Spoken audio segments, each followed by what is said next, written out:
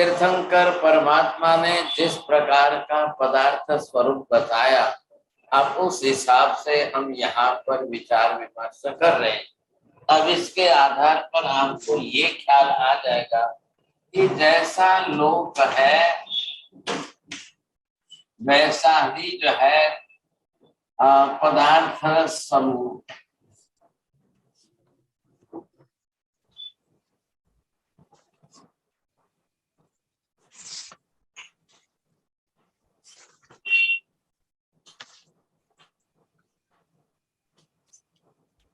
अब दोनों तरफ से आप देख लीजिए,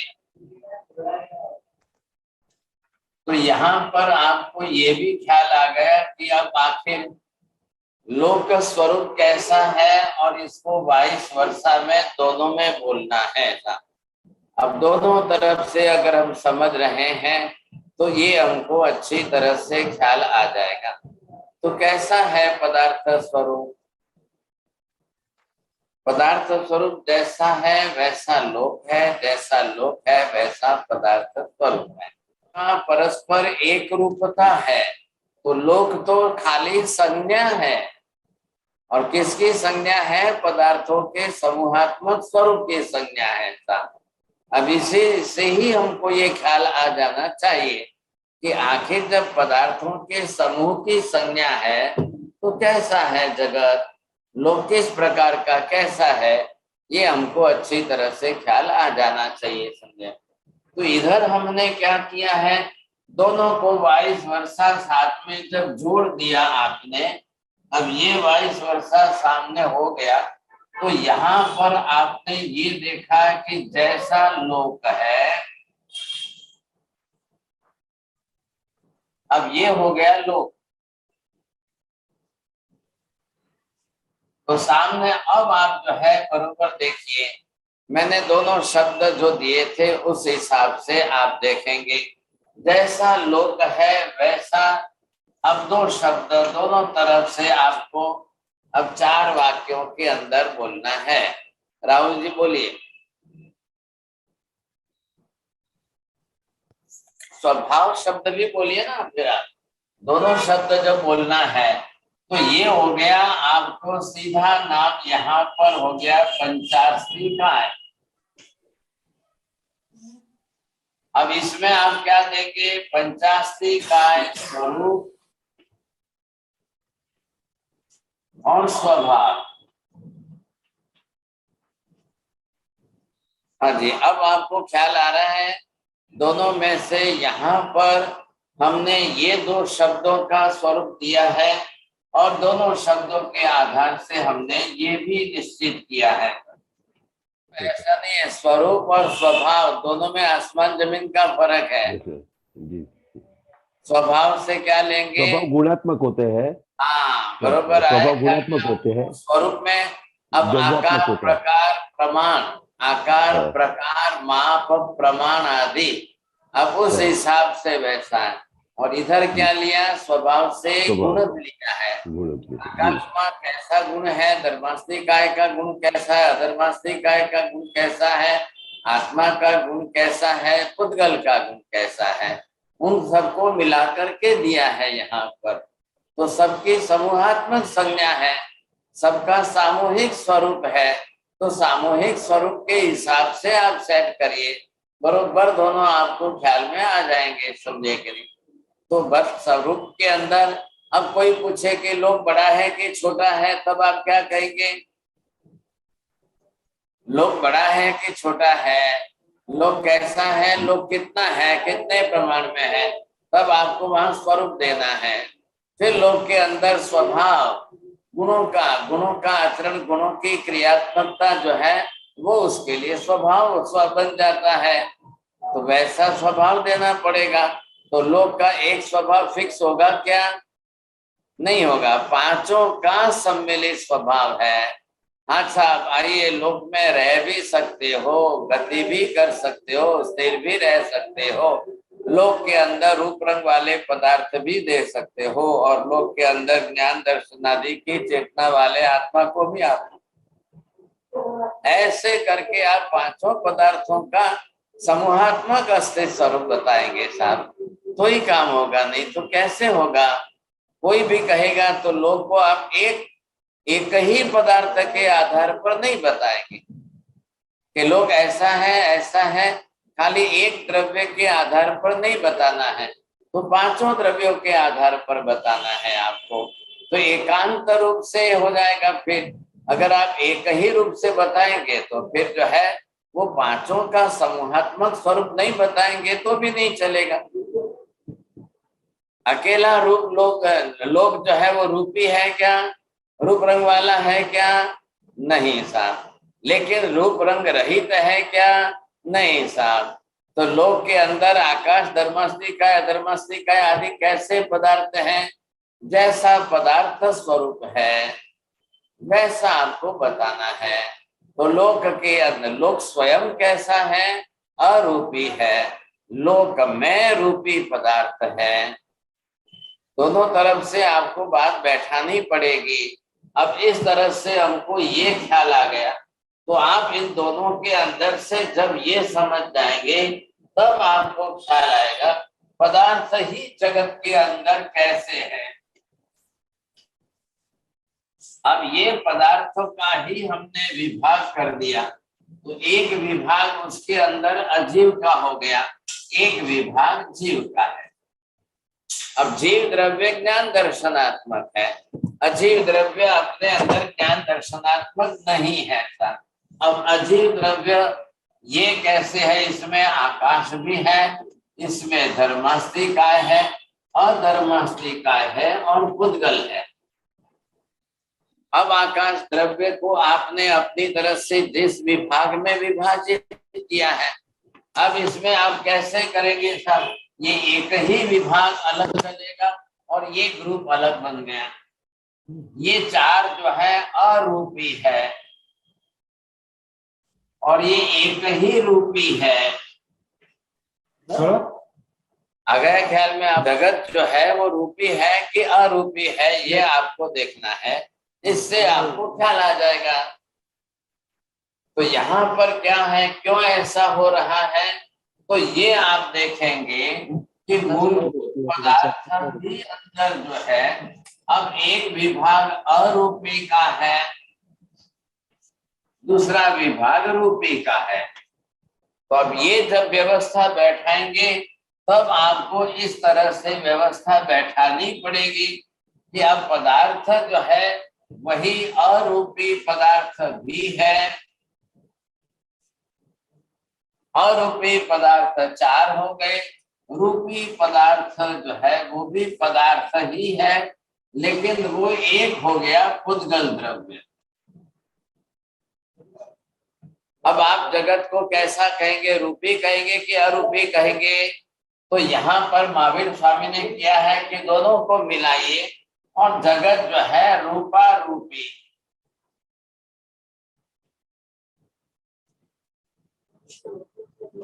हाँ जी, अब क्या अर्थ समझ में आया। जगत सिर्फ रूपी ही नहीं है, जगत सिर्फ अरूपी ही नहीं है, जगत रूपा रूपी है। रूपी पदार्थ भी है, अरूपी पदार्थ भी है, तो दोनों का मिला हुआ सम्मिलित स्वरूप ये जो आया स्वरूप सामने, जगत रूपा रूपी दोनों प्रकार का है। अब इसी तरह से आप दूसरा नाम दे दीजिए, जगत कैसा है, जीवा जीव। अब ये हो गया जीवा जीव।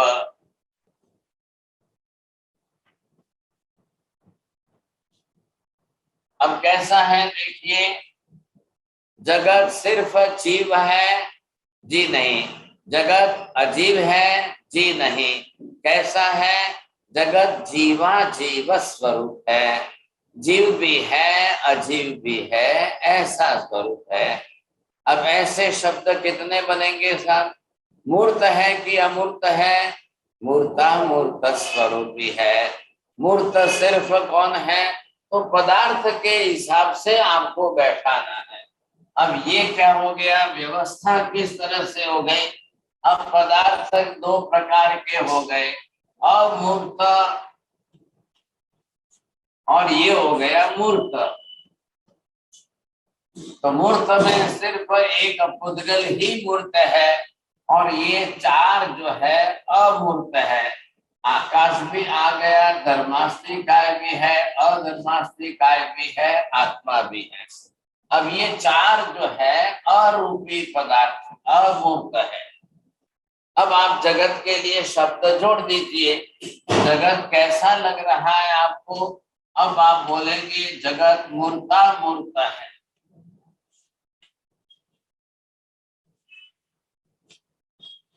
अकेला मूर्त ही है ऐसा भी नहीं, अकेला अमूर्त है ऐसा भी नहीं है, तो फिर कैसा है? मूर्ता मूर्त स्वरूप है, जीवा जीव स्वरूप है, रूपा रूपी स्वरूप है। इस तरह से आपको दोनों को साथ में बोलना है, तो ये ख्याल हमको आ जाएगा। अब इसके आधार पर आपको क्या पहचानना है? पदार्थ। आधार किसका है? आधार पदार्थ का है। आधेय आधार जो है वो पदार्थों का, आधे जगत है आधार, और उसका आधे जो है उसमें पदार्थों का स्वरूप है। तो आप जगत को पहचानना चाहते हो कि आप पदार्थों को पहचानना चाहते हो? ये समझे, पहचानना जाएगा, कार्य कारण बैठाएंगे तो पदार्थों के आधार पर ही पहचाना जाएगा। तो आप जब जगत पदार्थों का स्वरूप पहचान लेंगे तो जगत आपको पहचानने में आ गया। पदार्थ स्वरूप कैसे हैं? पदार्थ अपने आप में किस प्रकार के हैं? पदार्थ ही कुछ अलग अलग प्रकार के विपरीत है क्या? पदार्थ अपने आप में किस प्रकार के कैसे हैं, ये समझ जाएंगे तो आप बरोबर स्पष्ट हो जाएगा। आप पदार्थों को नहीं समझेंगे तो जगत समझ में ही नहीं आएगा। जगत क्या है, कैसा है, कुछ भी पता नहीं चलेगा आपको। तो इसलिए यहाँ पर ये स्पष्टता की गई है। तो अब आपको एक एक पदार्थ ही अंदर से स्पष्ट करना होगा।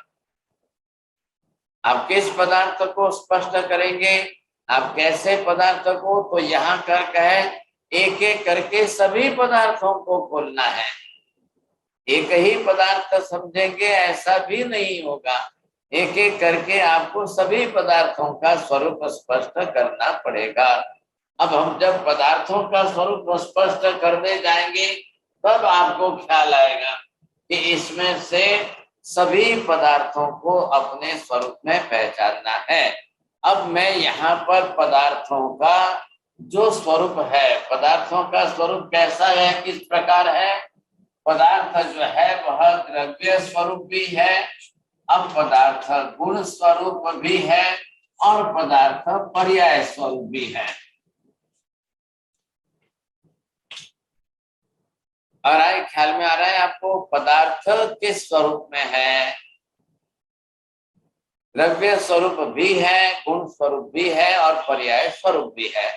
जब आप द्रव्य स्वरूप का विचार करेंगे तब पदार्थ का स्ट्रक्चरल फॉर्म अर्थात प्रदेश समूहात्मक पिंड स्वरूप कैसा है वो देखना है। और जब आप गुण स्वरूप का विचार करेंगे तब उस पदार्थ के अपने अपने अलग अलग गुण कौन से कैसे हैं वो आपको देखना है। जब आप पर्याय स्वरूप का विचार करेंगे तब किस द्रव्य का कैसी कैसी पर्याय है, किस द्रव्य की कितनी पर्याय है, किस द्रव्य की कौन कौन सी पर्याय है, कितनी पर्यायों में क्या क्या परिवर्तन होता है। तो पहले अगर हम एक बार ये स्वरूप समझ जाते हैं, अब इसके बाद जो है ये तीनों को समझने के लिए अब महावीर स्वामी त्रिपदी देंगे। अब त्रिपदी से समझेंगे साहब। तो त्रिपदी क्या है? तो त्रिपदी फिर वापिस जो बात आ गई, तो ये त्रिपदी आपकी उत्पाद व्यय और भोग्य से आ गई।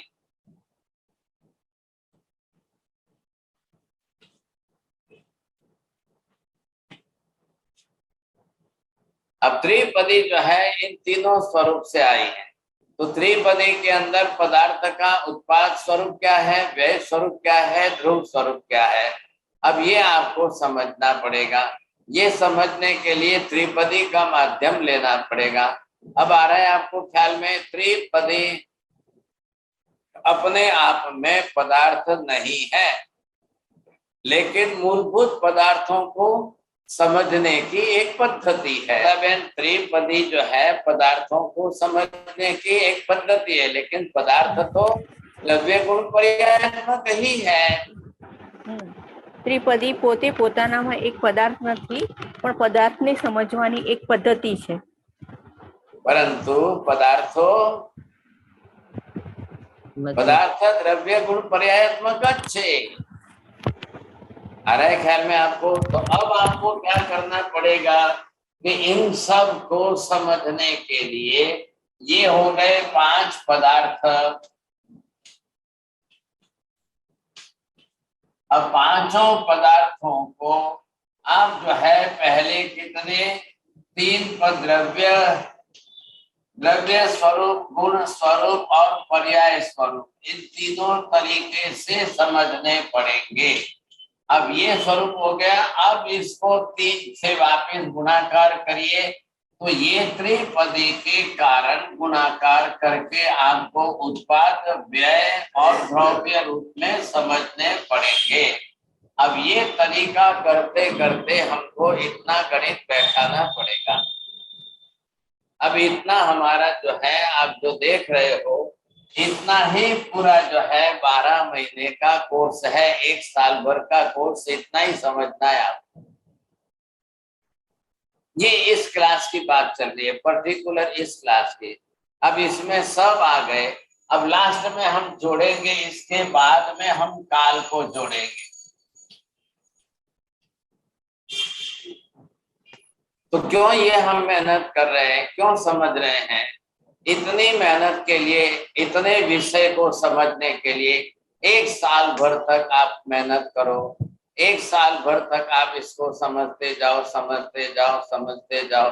अब वो मेहनत तो करनी पड़ेगी। आखिर भगवान तो केवल ज्ञानी है, और भगवान ने तो केवल ज्ञान से सब कुछ बताया है। भगवान ने क्यों बताया? भगवान ने केवल दर्शन से सब स्पष्ट देखा है, इसलिए केवल ज्ञान से जाना है। अब वो सूत्रक ज्ञान में उपदेश दे करके भगवान हमको बता रहे। अब हमारे लिए क्या जरूर है? पूरे आकाश को समझने की, जानने की क्या जरूर है? अगर नहीं जानेंगे तो आपका ज्ञान मिथ्या रह जाएगा, असत्य रह जाएगा। उल्टा जानोगे तो ज्ञान उल्टा रह जाएगा आपको, और उल्टा ज्ञान रहेगा तो सम्यक ज्ञान नहीं होगा, तो सम्यक दर्शन नहीं होगा। ज्ञान मिथ्या रहेगा तो श्रद्धा भी नहीं होगी, मिथ्या तो ही रहेगा आपका। तो फिर कभी भी आपका मोक्ष भी नहीं होगा, कभी आत्म कल्याण भी संभव नहीं होगा। क्या जरूर क्या है हम? नहीं, वो आपके अक्षर नहीं दिखाई दे रहे।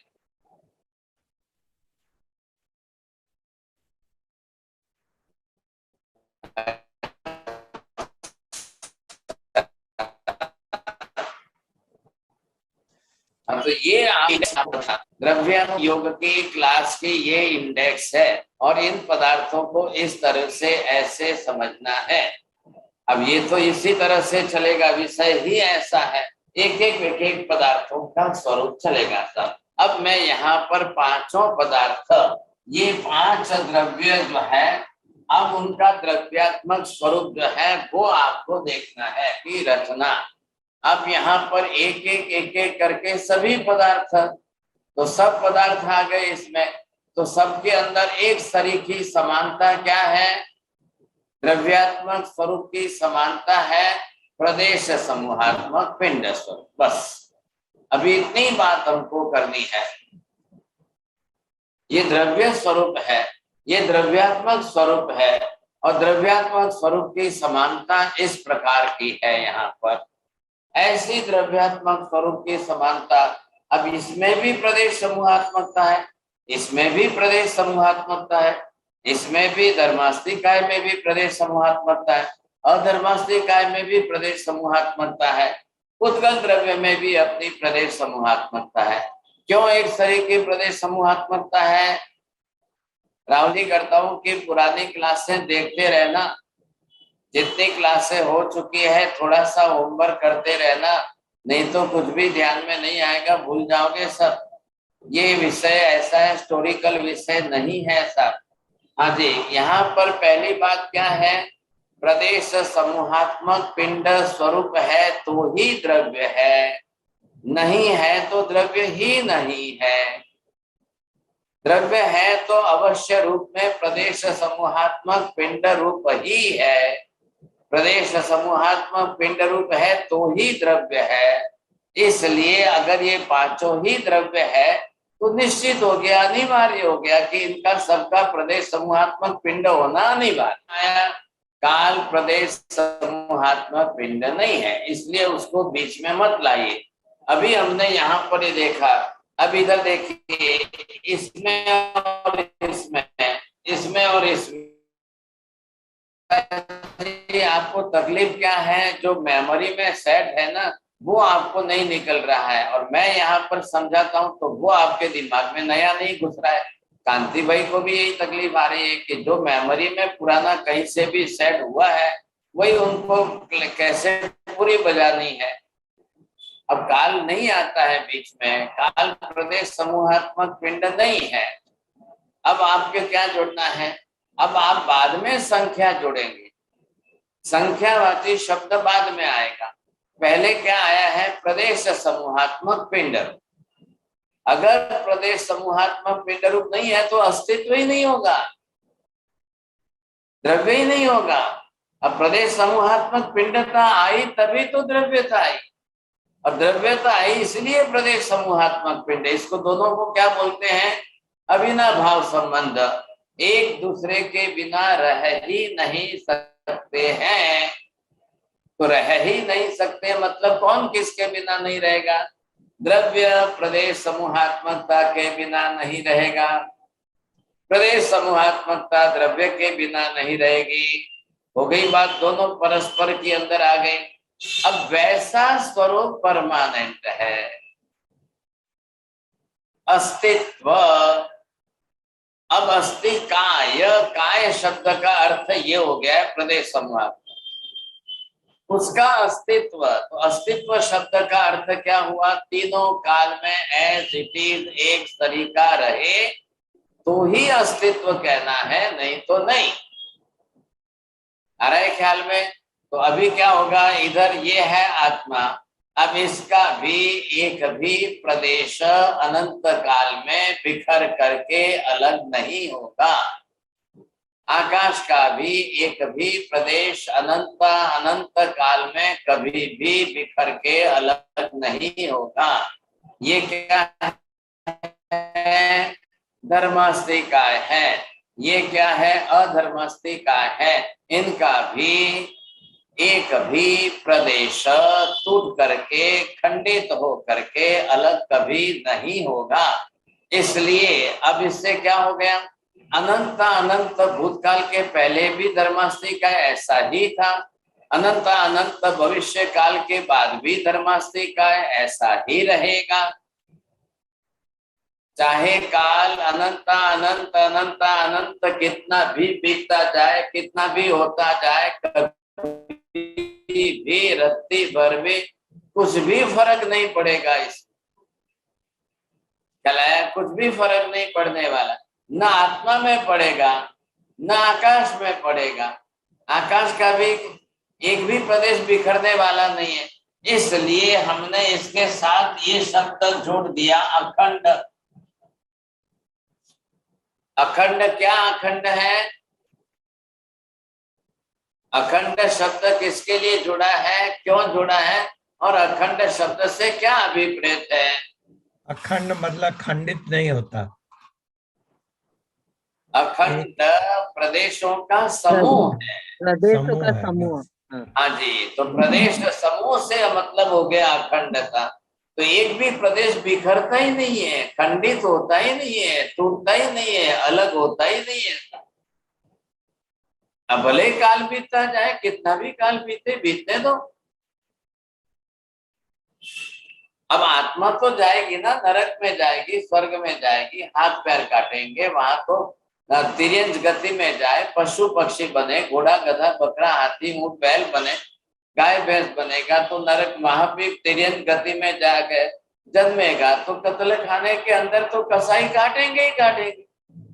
कितनी बार कटे हैं हम, आज दिन तक में अनंत बार हम कत्ल खाने में कट चुके हैं। आज दिन तक अनंत बार हम नरक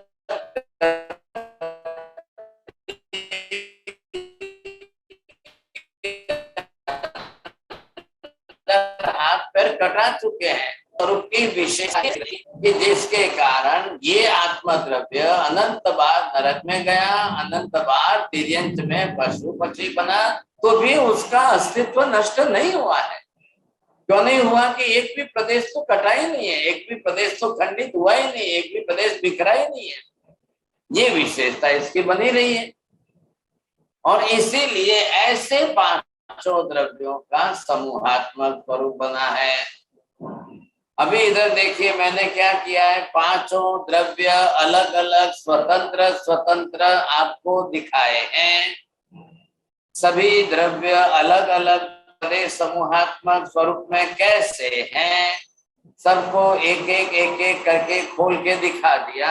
अब हमने क्या बताया है, पांचों द्रव्यों की समूहात्मक संज्ञा ही जगत है। अब मैं इसको निकालूं, अब मिटा करके सबको इकट्ठे कर दूं। अब आप इकट्ठा स्वरूप समूहात्मक देख लेना। अब आपको उससे भी ख्याल आ जाएगा कि समूहात्मक स्वरूप मतलब कैसा है। ये हो गया आकाश। अब ये आकाश हो गया और इसके भी प्रदेशों का समूह तो बना ही हुआ है।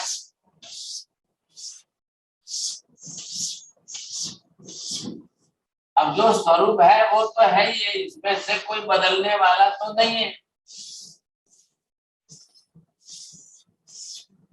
अब ये इसके अंदर आप देख रहे हो तो ये आपको ख्याल आ जाएगा कि कैसा है।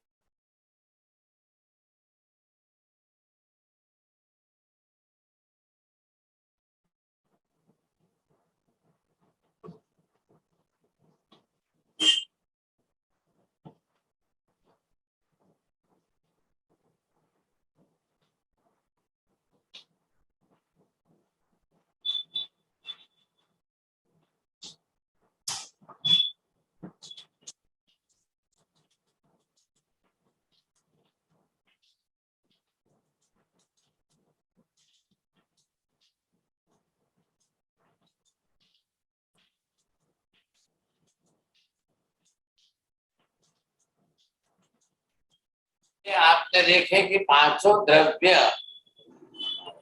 अब ये पांचों इकट्ठा स्वरूप हो गया। इसका नाम जगत है, इसका नाम लोक देंगे हम। अब इसको लोक दे दे में ये क्या हो गया, इतना बड़ा आकाश हो गया, ये धर्मास्ती का है। ये दो लाइन मैंने अलग अलग बना ली है, तो दोनों को अब आपके देखने के लिए मैंने अलग बनाई है। वास्तव में तो दोनों जो है एक दूसरे के समांतर मिलती हुई है, बिल्कुल पैरेलल, एक तरीके एक दूसरे के समांतर मिलती हुई दिखाई दे रही है। लेकिन ये है कि मैंने दिखाया बोर्ड पर चित्र से, डायग्राम से, आप अलग अलग देख सकते हो। अब इस तरह से यहाँ पर इन पांचों द्रव्यों का एक समूहात्मक स्वरूप हो गया है, ये पूरा लोक बन गया है। अब इसमें आप देख सकते हो कि लोक से द्रव्य अलग है कि द्रव्य से लोक अलग है, द्रव्य के स्वरूप से लोक अलग है कि लोक से द्रव्य का स्वरूप अलग है। अब द्रव्य से लोक का स्वभाव अलग है या द्रव्य के स्वभाव से लोक का स्वभाव अलग है। हो गई बात, एक ही है। अब जैसे आप है चंद्रेश भाई, आपने अभी पैंट जो है बदल दिया है, पैंट धो करके सुखा दिया है, पैंट अलग है, आप अलग हो। लेकिन जब आपने पैंट शर्ट पहन लिया है तो क्या चंद्रेश भाई बदल जाएंगे? आपका ही कपड़ा है, आपका ही पैंट शर्ट है, आपने लेकर वापस पहन लिया है। जो अब अलग अलग थे तो दोनों अलग दिखा दिए थे, अब दोनों इकट्ठे होकर के एक स्वरूप में बन गए, तो वो भी आपको ख्याल में आ गया कि दोनों एक स्वरूप में इकट्ठे होकर के कैसे हैं। जब आप कपड़े पहन करके खड़े हो तो आपको कोई कपड़ा नहीं कह रहा है, आपको चंद्रेश भाई कह रहे हैं। और जब आपने कपड़े जो है धोकर सुखा दिए तार पर, तब कहेंगे हाँ सब ये किसका है, ये किसका है, तब आप नाम दे दोगे, समझे कि नहीं? तो वहां पर हम अलग अलग नाम दे देते हैं, ये कपड़ा किसका, ये कपड़ा किसका है। और जब आपने पहन लिया तब आप बरोबर उसी स्वरूप में साथ में हो। ये है यहाँ पर पांचों द्रव्यों की एक समूहात्मक संज्ञा बन गई। अब यहाँ पर आपने क्या समझा है? प्रदेश समूहात्मक पिंड स्वरूप में अस्तित्व है। अब आप क्या करो, उसमें हम जब नेक्स्ट क्लास में हम अलग अलग संख्या देख लेंगे। संख्या किसकी कम ज्यादा है तो बड़ा है, स्वाभाविक है, उससे हमको स्पष्टता और आ जाएगी, ख्याल आ जाएगा फिर कैसा स्वरूप है। अब आपने अखंड शब्द दिया तो अखंड शब्द जोड़िए साहब। अब पूरा लोक अखंड है कि एक एक द्रव्य अखंड है, एक एक द्रव्य अखंड है इसलिए पूरा लोक अखंड है, और पूरा लोक अखंड है इसलिए एक एक द्रव्य अखंड है। तो अनंत अनंत काल में भी कभी खंडित तो होना ही नहीं है। क्या खंडित होना है? खंड क्या होना है? एक प्रदेश अलग होवे तो खंडित होगा। जब एक भी प्रदेश अनंत अनंत काल में खंडित होगा ही नहीं तो अखंडता बरोबर बनी रहेगी। तो फिर दुनिया के अंदर अन्य कोई भी उसको ऐसा क्यों कहते हैं कि नहीं ये तो खंडित होता है, ये तो नष्ट भी होता है, नष्ट करने वाला है, तो वो 1 मिनट में नष्ट भी कर देगा, और फिर न उत्पन्न करने वाला है तो वो तो पूरी दुनिया को उत्पन्न भी कर देगा, नष्ट भी कर देगा। कब करेगा? कब करेगा कि कोई तारीख वार नहीं है साहब। जब ऊपर वाले की मर्जी हो जाएगी कि हाँ साहब चलो अब दुनिया का प्रलय करके समाप्त कर दो, तब कर लेगा। फिर कब वापस उत्पन्न करेगा? बोले ऊपर वाला की मर्जी है, जब उसकी इच्छा होगी तब फिर वापस उत्पन्न कर लेगा। अरे भाई ये इच्छा के कारण होता है क्या? जब इच्छा हो जाए तब उत्पन्न हो जाए, जब इच्छा हो जाए तब नष्ट हो जाए। हमारी इच्छा से क्या चलेगा? यहाँ पदार्थ ही वैसे है, अखंड प्रदेश समूहात्मक पिंड है, तो फिर नष्ट होने का सवाल ही कहाँ आता है? फिर उत्पन्न करने का सवाल ही कहाँ आता है? तो हम उस मिथ्या मान्यता में न जाएं। ऐसी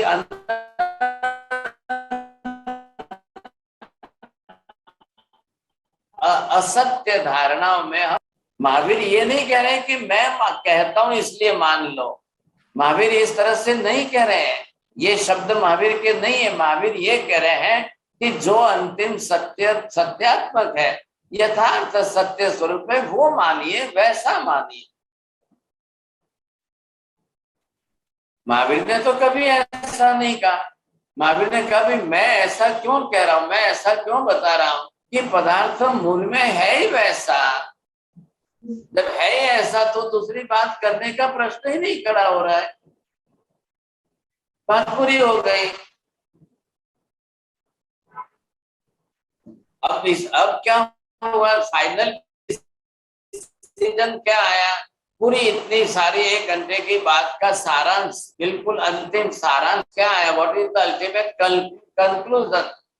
महावीर ये कह रहे हैं कि पदार्थ ही अखंड प्रदेश समूहात्मक पिंड है।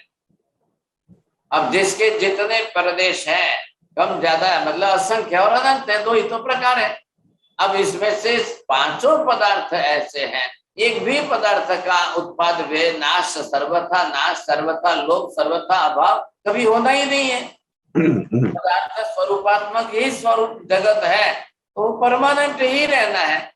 और ऐसे परमानेंट प्रदेश समूहात्मक पिंड रूप जिसका अस्तित्व है वो परमानेंट है, तो उसका उत्पन्न करने का उसका सर्जन करने का, उसका प्रलय करने का, उसका नाश करने का, सर्वनाश करने का कोई प्रश्न कभी खड़ा ही नहीं होता है। तो फिर वैसे किसी को हम उत्पन्न करने वाले को ईश्वर माने, नष्ट करने वाले को ईश्वर माने, ये बात आई कहां से? ये बात खड़ी नहीं होनी चाहिए, आनी ही नहीं चाहिए साहब। फिर हम जो है असत्य को पकड़ के बैठे, मिथ्या धारणा बना के रखें और फिर उन्हीं को जिंदगी भर हम ईश्वर माने। फिर उन्होंने ऐसा कहा है कि सृष्टि उत्पन्न होती है और नष्ट होती है, ये मान्यता धारणा बना के रखें। हमको इस असत्य के मिथ्या चक्कर में, दलदल में, कीचड़ में फंस करके नहीं रहना है। हमको इसमें से बाहर निकलना है। ये स्वरूप समझना है। फिर भगवान कैसे हैं? भगवान का इस जगत के साथ में कोई संबंध ही नहीं है। ईश्वर का इस जगत के समूहात्मक स्वरूप के साथ कोई संबंध ही नहीं है, कोई लेना देना नहीं है। और ईश्वर की शक्ति, सत्ता, इसके में कोई संबंध नहीं रखती है। अच्छे कंक्लूजन के रूप में आप सभी बनाओ, ऐसा बनाओ कि ऐसा बनाओ, ऐसा बनाओ कि ऐसा बनाओ, ऐसा बनाओ कि ऐसा। अब जब आकार प्रकार की बात आएगी तब करेंगे।